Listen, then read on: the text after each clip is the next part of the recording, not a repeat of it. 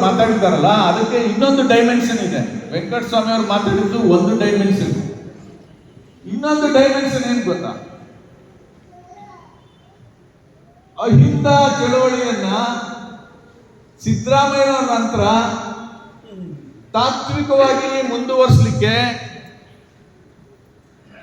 ಸತೀಶ್ ಜಾರಕಿಹೊಳಿಗೆ ಸಾಧ್ಯ ಅನ್ನೋದ್ರ ಮೂಲಕ ಈ ಅಹಿಂದ ಚಳವಳಿಯನ್ನ ಮಲ್ಲಿಕಾರ್ಜುನ್ ಖರ್ಗೆ ಅವರು ಮುಂದುವರ್ಸಕ್ಕೆ ಸಾಧ್ಯ ಇಲ್ಲ. ಡಾಕ್ಟರ್ ಪರಮೇಶ್ವರ್ ಮುಂದುವರ್ಸಕ್ಕೆ ಸಾಧ್ಯ ಇಲ್ಲ. KH ಮುನಿಯಪ್ಪನವರು ಇದನ್ನ ಮುಂದುವರ್ಸಕ್ಕೆ ತಾಕತ್ತಿಲ್ಲ. ಅಷ್ಟೇ ಯಾಕೆ 24 ಗಂಟೆ ಸಿದ್ದರಾಮಯ್ಯನವರ ಜಪ ಮಾಡುವಂತ ಡಾಕ್ಟರ್ HC ಮಾದೇವಪ್ಪ ಅವ್ರಿಗೂ ಅದು ಸಾಧ್ಯ ಇಲ್ಲ.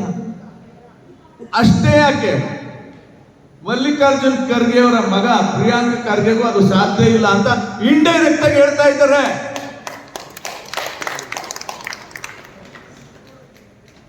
ಏನಿದ್ರು ಸೂಕ್ಷ್ಮಗಳು, ಏನಿದ್ರು ಸೂಕ್ಷ್ಮಗಳು ಅನ್ನೋದು ನಮ್ಮ ಸಮಾಜಕ್ಕೆ ಅರ್ಥ ಆಗ್ತದೆ. ರಿಪಬ್ಲಿಕನ್ ಪಾರ್ಟಿ ಆಫ್ ಇಂಡಿಯಾದ ಕಾರ್ಯಕರ್ತರಿಗೂ ಇದು ಚೆನ್ನಾಗಿ ಅರ್ಥ ಆಗುತ್ತೆ. ಇಲ್ಲದ್ರೆ ಡೂಪ್ ಮಾಡ್ಬಿಡ್ತಾರೆ ನಮ್ಮನ್ನ, ಹುಷಾರ್, ನಮ್ಮನ್ನ ಬಕ್ರ ಮಾಡ್ಬಿಡ್ತಾರೆ. ಹುಷಾರಾಗಿ ಹೆಜ್ಜೆಗಳನ್ನ ಇಡಬೇಕಾಗಿದೆ. ಅಂತಹ ದಿಟ್ಟ ಹೆಜ್ಜೆಗಳನ್ನ ಮೈಸೂರಲ್ಲಿ ನೀವು ಇಡಿ.